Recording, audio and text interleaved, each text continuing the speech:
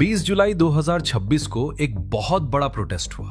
काफी सारे स्टूडेंट्स सड़क पर आ गए, लेकिन इन्हीं स्टूडेंट्स के बीच कुछ ऐसे लोग थे जो इस प्रोटेस्ट का फायदा उठाकर संसद पर हमला करने वाले थे, जो बहुत बड़ा होता और भारत की छवि खराब हो जाती। प्रोटेस्ट से 4 दिन पहले डोभाल जी इस मूवमेंट को अच्छे से देख रहे थे और इस बात के डिस्कशन के लिए वो रॉ चीफ और मोदी जी के साथ एक कमरे में डिस्कस कर रहे थे। तभी उनके ईयरपीस में आवाज आई, सर जल्दी से एनएसए ऑफिस आ जाइए, कुछ बड़ा खतरा मालूम हुआ है। अभी पता नहीं क्या है, लेकिन आपको ऑफिस जल्दी आना होगा। डोभाल जी ने सबसे जाने की परमिशन जल्दी से ली और मीटिंग रूम से जल्दी से निकल गए। दरअसल 20 जुलाई 2026 को 4 आतंकियों ने प्लान किया था कि इस प्रोटेस्ट के बीच जब पुलिस इन प्रोटेस्टर्स से भिड़ती रहे, तब तक एक ऐसे रास्ते से एक बड़ी आरडीएक्स की प्लानिंग थी जो अगर ब्लास्ट होता तो बहुत सारे स्टूडेंट्स मारे जाते और मोदी सरकार गिर जाती। उनका मेन मकसद था मोदी सरकार को गिराना। उधर डोभाल जी एनएसए ऑफिस पहुंचे तो विक्रम बोला, सर स्टूडेंट प्रोटेस्ट के बीच एक बैग मिला है, इसमें आरडीएक्स था। हमने इसको पकड़ लिया और कुछ तो नहीं मिला है, लेकिन हो सकता है और भी कुछ कहीं हो। उधर शाहीन बाग के एक छोटे से घर में 4 लोग बैठे किसी से बात कर रहे थे। उधर से आवाज आई, कुछ भी हो जाए, ये हमारे पास आखिरी मौका है मोदी सरकार गिराने का। 2025 के ऑपरेशन में जब भारत की सेना ने जैश ए मोहम्मद के आतंकी ठिकानों को एक एक करके चुन चुन कर उड़ा दिया, तो हाफिज सईद का इतना नुकसान हुआ था कि जो साम्राज्य उसने दशकों में खड़ा किया था वो एक ही झटके में धूल में मिल गया था। उसके ट्रेनिंग कैंप्स तबाह हो गए थे, उसका फंडिंग नेटवर्क छिन्न भिन्न हो गया था और उसके सबसे भरोसेमंद कमांडर्स या तो मारे गए थे या भाग गए थे। पहले तो हाफिज सईद ने हार मान ली थी। कराची के अपने घर में बंद होकर वो बस यही सोचता रहता था कि अब क्या बचा है, न पैसा, न नेटवर्क, न आदमी। उसे लगा था कि शायद अब वो चैप्टर खत्म हो गया। लेकिन 4 जून की शाम उसके पास एक कॉल आई, अनजान नंबर, एनक्रिप्टेड लाइन। उधर से एक ठंडी आवाज आई, भारत से बदला लेना चाहते हो तो कल दुबई के होटल में मिलो। हाफिज सईद ने एक पल के लिए सोचा, फिर बोला हाँ। उसे पता नहीं था कि ये कॉल किसने की थी, कौन था उधर और दुबई में क्या होने वाला था, लेकिन बदले की आग जो उसके अंदर सुलग रही थी वो इतनी तेज थी कि उसने बिना सोचे हाँ बोल दिया।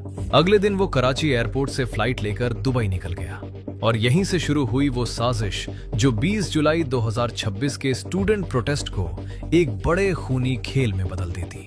5 जून की शाम हाफिज सईद दुबई के उस होटल में पहुंचा जहां मीटिंग तय थी। जब वो उस होटल रूम में गया तो वहां पहले से बांग्लादेश मुस्लिम संगठन का सरगना, आईएसआई मेजर, सीआईए एजेंट और एक भारतीय ऑपोजिशन का नेता जो हाथों में कई अंगूठियां पहनता था, सब मौजूद थे। हाफिज सईद को देखकर बांग्लादेश मुस्लिम संगठन का सरगना इकबाल शरीफ खड़ा हुआ और बोला, आइए भाईजान, आपका ही इंतजार था।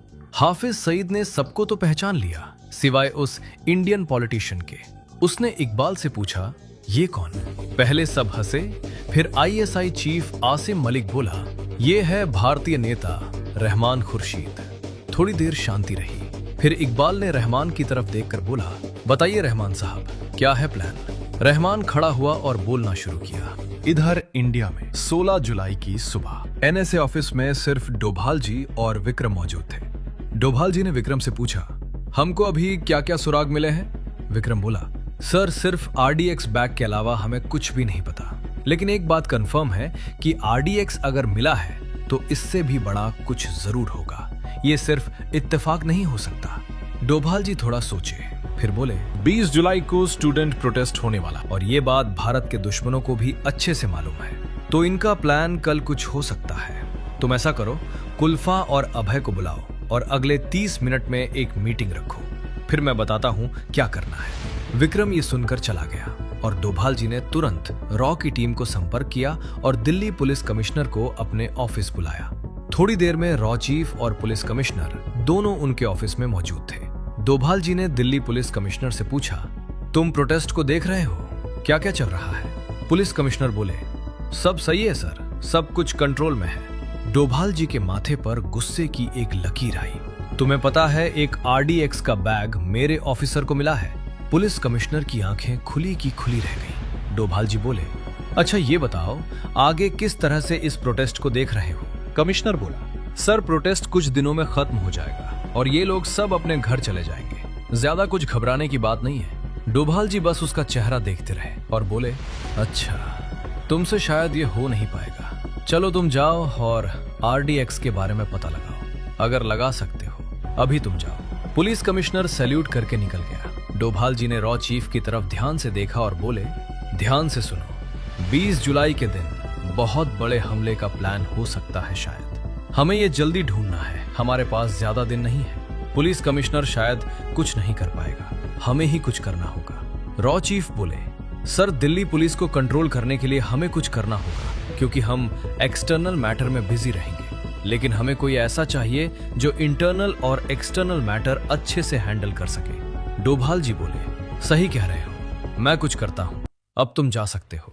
रॉ चीफ चले गए। डोभाल जी ने पहले देश के बाहर के मैटर्स हैंडल किए थे, लेकिन ये मामला बड़ा सेंसिटिव था, क्योंकि उन्हें पता था कि ये प्रोटेस्ट बड़ा होगा और अगर एक भी बच्चे को कुछ हो गया तो वो खुद को कभी माफ नहीं कर पाएंगे। ये सोचते हुए वो अपनी कुर्सी पर आंखें बंद करके लेट गए। एक हल्की सी पसीने की बूंद उनके चेहरे पर आ गई। उसी समय बंगाल में एक भारतीय सरकार द्वारा बैन संगठन MFI यानी मुस्लिम फ्रंट ऑफ इंडिया और एक बैन खालिस्तानी ग्रुप आपस में जुड़े हुए थे। इन दोनों संगठनों के चीफ्स अब्दुल और बाबर ने मिलकर एक प्लान बनाया था। पहला, इस प्रोटेस्ट में घुसकर इसे उग्र बनाया जाए और मोदी जी के खिलाफ एक बड़ा मूवमेंट खड़ा किया जाए। दूसरा, जैसे ही वो मूवमेंट खड़ा हो, PM आवास के आसपास एक साथ 3 जगहों पर कोऑर्डिनेटेड ब्लास्ट किए जाएं, इतने पावरफुल कि सिक्योरिटी कॉर्डन तबाह हो जाए, पूरी दिल्ली की पावर ग्रिड फेलियर हो जाए, संसद भवन के बाहर खड़े सुरक्षाकर्मी अफरा तफरी में फंस जाएं, इंडिया गेट पर लगे सारे CCTV कैमरों एक साथ जाम हो जाए और उसी केओस में एक साथ सभी बड़े टीवी चैनल्स के ब्रॉडकास्ट टावर्स को हैक करके पूरे देश में ये झूठी खबर फैलाई जाए कि मोदी सरकार गिर गई है, जिससे देश भर में दंगे भड़क जाए, स्टॉक मार्केट क्रैश हो जाए और भारत की अंतर्राष्ट्रीय छवि एक ही रात में तबाह हो जाए। और ये लोग इतनी शांति से ये सब कर रहे थे कि किसी को कानों कान खबर नहीं थी।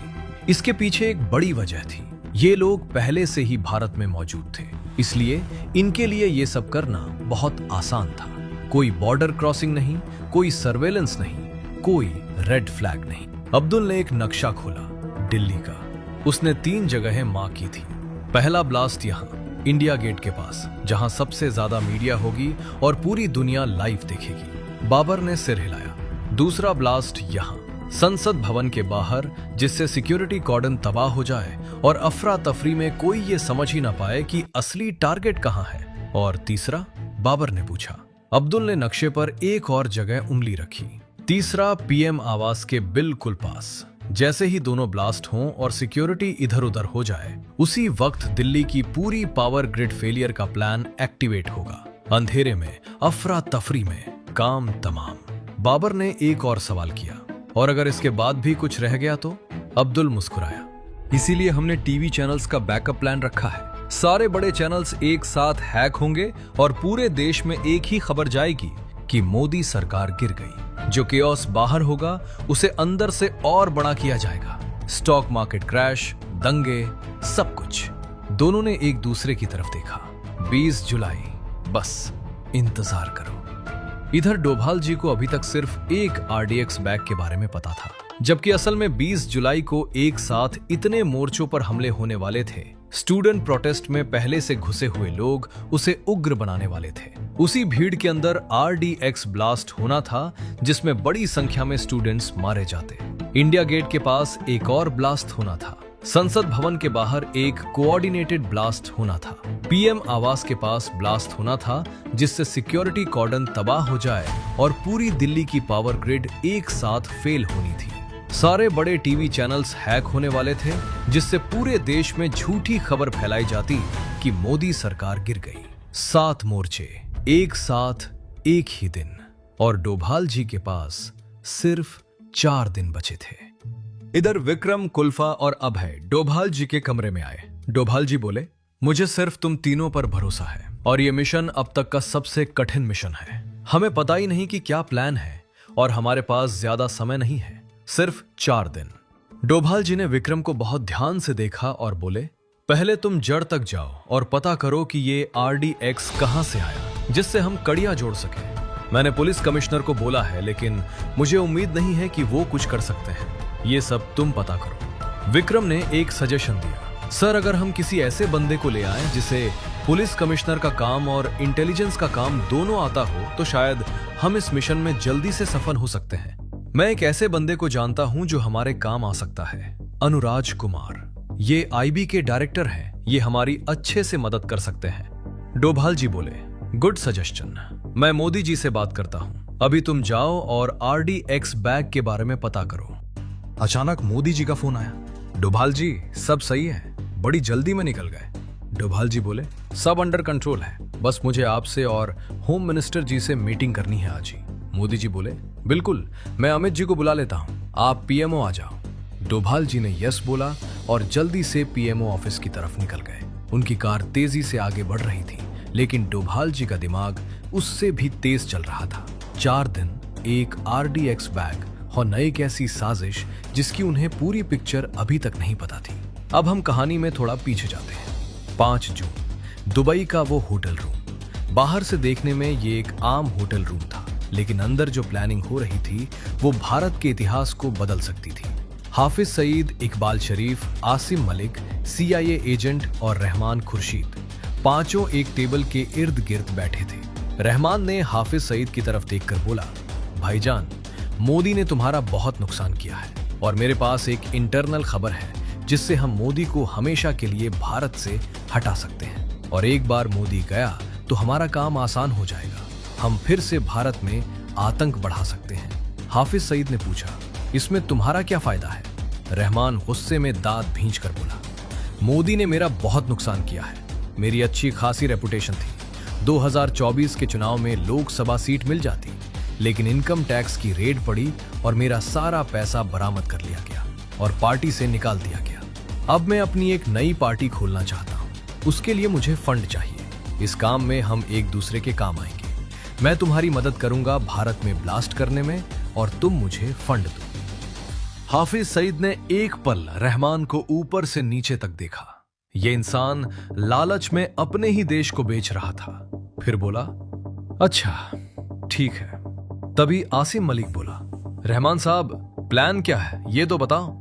रहमान ने एक ग्रीडी स्माइल के साथ खड़े होकर बोलना शुरू किया, देखो 20 जुलाई को भारत में स्टूडेंट प्रोटेस्ट होने वाला है। अभी तो ये ज्यादा बड़ा नहीं होगा, लेकिन इसमें थोड़े बहुत स्टूडेंट्स आएंगे। उसी के साथ मैं अपने लोगों को स्टूडेंट बनाकर भेजूंगा। धीरे धीरे आंदोलन बड़ा होगा, टीवी और सोशल मीडिया पर कवर होगा, पूरी दुनिया की नजरें उस पर होंगी। उसने एक पॉज लिया और आगे बोला, और जब प्रोटेस्ट अपने चरम पर हो तब हम संसद भवन पर ब्लास्ट करेंगे। उसके साथ स्टूडेंट्स और पुलिस वालों पर हमला होगा। गारंटीड केओस मचेगा। जब कुछ स्टूडेंट्स और पुलिस वाले मर गए तो ये प्रोटेस्ट इतना बड़ा हो जाएगा कि पूरा देश सड़क पर आ जाएगा और आखिर में मोदी को जाना पड़ेगा। कमरे में एक पल के लिए सन्नाटा छा गया। इकबाल शरीफ ने पूछा, और अगर ये काफी नहीं हुआ तो? रहमान ने ठंडी आंखों से जवाब दिया, अगर ये फेल हुआ तो हमारे पास और भी एक प्लान है। हाफिज सईद ने आंखें बड़ी करके रहमान की तरफ देखकर पूछा, क्या है प्लान? रहमान उसकी तरफ थोड़ा झुक कर बोला, मुझे 10 सुसाइड बॉम्बर्स चाहिए जो 20 से 30 साल के बीच के हो। मेरे पास बहुत ही इंटरनल खबर है कि ये प्रोटेस्ट सिर्फ दिल्ली में ही नहीं, मुंबई, जयपुर, पटना और कोलकाता में भी होगा। हम सभी सुसाइड बॉम्बर्स को अलग अलग शहर में भेज देंगे और अगर हमें लगा कि संसद पर हमला नाकाम हो रहा है तो हम इन सुसाइड बॉम्बर्स को एक्टिवेट कर देंगे। उसने एक पल रुककर आगे कहा, एक के साथ कई जगह हमले, और इसके बाद मोदी को खत्म होने से कोई नहीं रोक सकता। ये सुनकर सभी जोर से नारा लगाते हैं, अल्लाहू अकबर, अल्लाहू अकबर। थोड़ी देर बाद आसिम मलिक बोला, हम इतने सारे सुसाइड बॉम्बर्स भारत में कैसे भेजेंगे? इकबाल बोला, भाईजान चिंता मत करो, आप इन बॉम्बर्स को पाकिस्तान से चार्टर्ड प्लेन से बांग्लादेश भेज दो, आगे का मैं देखता हूं। इधर 17 जुलाई आ चुकी थी। सुबह का समय था और डोभाल जी मोदी जी और अमित जी से मिलने PMO की तरफ जा रहे थे। थोड़ी देर में वो PMO पहुंच गए जहां अमित जी और मोदी जी पहले से ही मौजूद थे। पहुंचते ही डोभाल जी ने कहा, सर, स्टूडेंट प्रोटेस्ट में वैसे तो ज्यादा कुछ नहीं हुआ है, लेकिन मुझे एक सावधानी बरतने के लिए काम करवाना है। आप दिल्ली कमिश्नर को हटाकर आज ही आईबी डायरेक्टर अनुराज कुमार को पोस्ट कर दें। मोदी जी बोले, सब सही है। डोभाल जी बोले, हाँ सर, लेकिन हम सिक्योरिटी को टाइट करने के लिए अनुराज कुमार को चाहिए। अमित जी बोले, डोभाल जी मैं ये करता हूँ। अमित जी ने फोन निकाला और करंट पुलिस कमिश्नर को हटाकर अनुराज कुमार को दिल्ली पुलिस कमिश्नर के पद पर तैनात कर दिया। डोभाल जी बोले, अच्छा मैं चलता हूँ, मुझे अनुराज कुमार से मिलना है अभी। ये बोलकर डोभाल जी निकल गए और थोड़ी देर में आईबी के ऑफिस पहुंच गए, क्योंकि अभी अनुराज कुमार आईबी के ऑफिस में ही थे। और जैसे ही उन्होंने डोभाल जी को देखा तो चौंक गए। सर आप यहाँ? आप बोल देते तो मैं आ जाता। डोभाल जी बोले, कोई नहीं, तुम्हारे पास पुलिस कमिश्नर बनने का फोन आया? अनुराज बोले, हाँ सर। डोभाल जी बोले, गुड, ध्यान से सुनो, तुम्हारी जो भी सबसे शातिर टीम हो उसको लेकर सिविल ड्रेस में प्रोटेस्ट में शामिल हो जाओ और आगे जैसा मैं बोलूं वैसा करना। अपनी आंख नाक खोल कर रखना और एक एक चीज पर नजर रखना।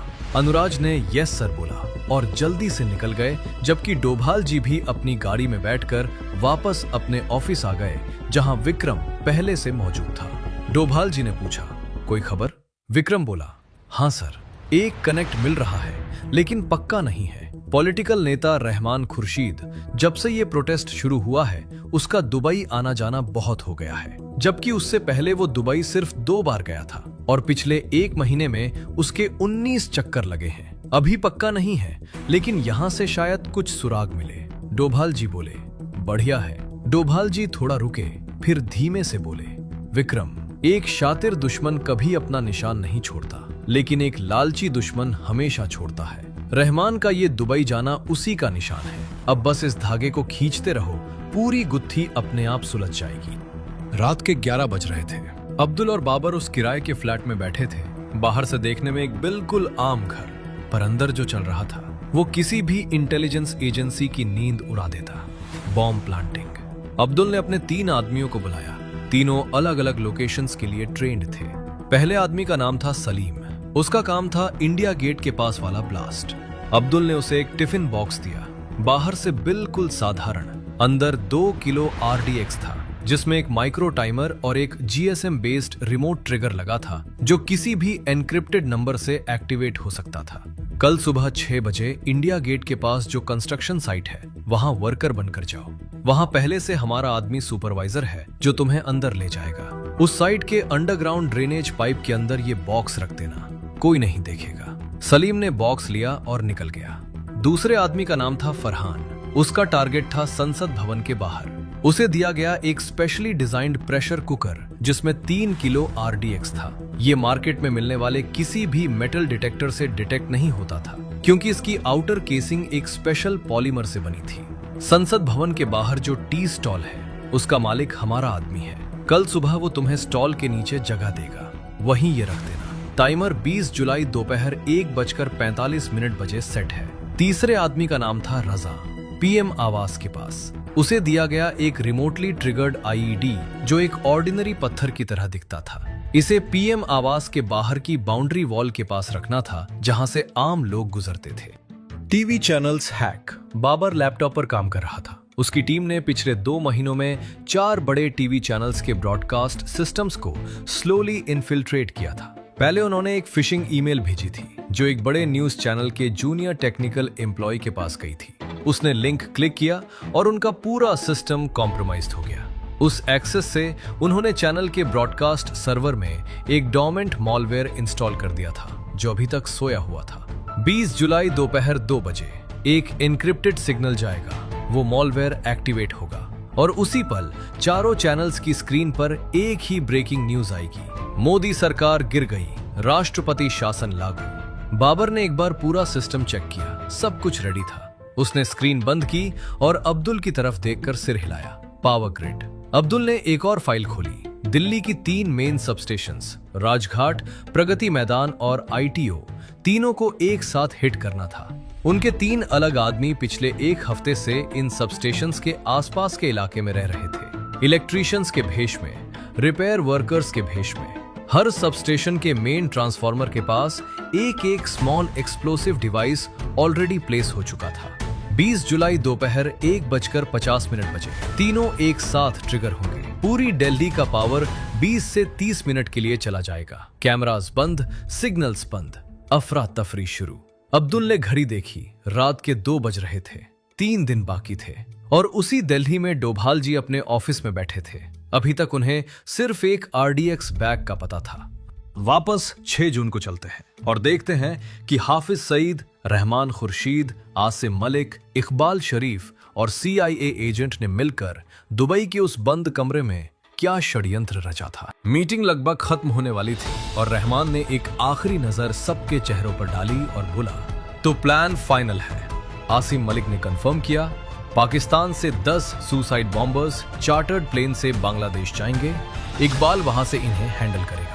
इकबाल शरीफ मुस्कुराया, बांग्लादेश में मेरा पूरा नेटवर्क है। ढाका एयरपोर्ट पर मेरे आदमी हैं, बॉर्डर पर मेरे आदमी हैं और इंडिया में घुसने के लिए जो रास्ता यूज होगा वो पिछले 6 महीनों से ऑलरेडी ऑपरेशनल है। इन बॉम्बर्स को इंडिया पहुंचाना मेरे लिए उतना ही आसान है जितना एक आम आदमी के लिए बाजार जाना। हाफिज सईद ने पूछा, और ये सब मॉनिटर कौन करेगा? रहमान बोला, यहीं से, दुबई से। मैं यही रहूंगा और पूरे ऑपरेशन को रियल टाइम में मॉनिटर करूंगा। मेरे पास एक इनक्रिप्टेड सैटेलाइट कम्युनिकेशन सिस्टम है जिससे मैं एक साथ सभी लोकेशन से कनेक्टेड रह सकता हूं। उसी रात पाकिस्तान की एक प्राइवेट एयर स्ट्रिप पर रात के 2 बजे एक चार्टर्ड प्लेन खड़ा था और 10 लोग एक एक करके उस प्लेन में चढ़े। सबके चेहरों पर कोई भाव नहीं था, सबकी आंखों में एक ही चीज थी, मौत का इरादा।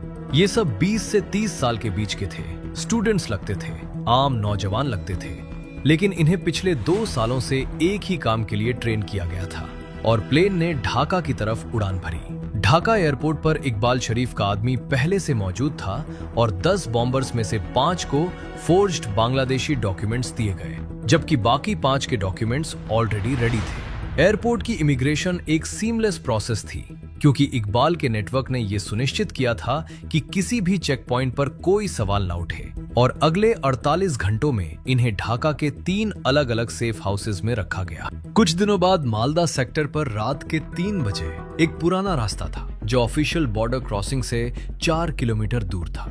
ये रास्ता स्मगलर्स इस्तेमाल करते थे और BSF की रात की शिफ्ट के दौरान इस रास्ते पर एक 20 मिनट की विंडो होती थी जब कोई सर्विलांस नहीं होती थी और इकबाल के आदमियों ने ये विंडो पहले से आइडेंटिफाई कर रखी थी। एक एक करके 10 बॉम्बर्स उस रास्ते से इंडिया में घुस गए। दिल्ली पहुंचकर इन्हें अलग अलग किराए के घरों में रखा गया और स्ट्रिक्टली बोला गया था कि 20 जुलाई से पहले कोई भी अनयूजुअल एक्टिविटी नहीं करनी। बाहर निकलो तो स्टूडेंट्स की तरह निकलो, बात करो तो आम लोगों की तरह करो और प्रोटेस्ट शुरू होते ही उसमें घुल जाओ। उधर दुबई में रहमान एक लग्जरी होटल स्वीट में बैठा था और उसके सामने 3 लैपटॉप्स थे।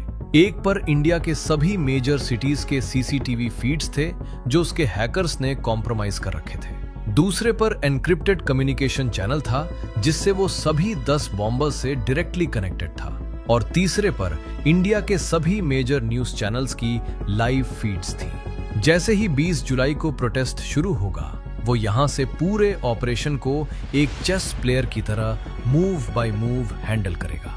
एक सिग्नल भेजेगा तो ब्लास्ट होगा, दूसरा सिग्नल भेजेगा तो सुसाइड बॉम्बर एक्टिवेट होगा और तीसरा सिग्नल भेजेगा तो टीवी चैनल्स हैक होंगे। सब कुछ उसकी उंगलियों पर था। रहमान ने अपना कॉफी का कप उठाया और बाहर दुबई की रात को देखा। मोदी, अब तुम्हारा वक्त खत्म होने वाला है। विक्रम ने डोभाल जी के ऑफिस से निकलते ही अपनी टीम को एक ही काम पर लगा दिया, रहमान खुर्शीद। पिछले 1 महीने में 19 दुबई ट्रिप्स, ये सिर्फ एक सुराग था लेकिन यही काफी था। विक्रम ने पहले रहमान के फोन रिकॉर्ड्स निकलवाए। दुबई में वो किस होटल में रुका, किससे मिला, कितने वक्त के लिए रुका, एक पैटर्न सामने आया। हर बार वो एक ही होटल में रुकता था, बुर्ज अल अरब, और हर बार उसी होटल में एक और नाम चेक इन करता था, इकबाल शरीफ। विक्रम ने ये नाम रॉ के डेटाबेस में सर्च किया।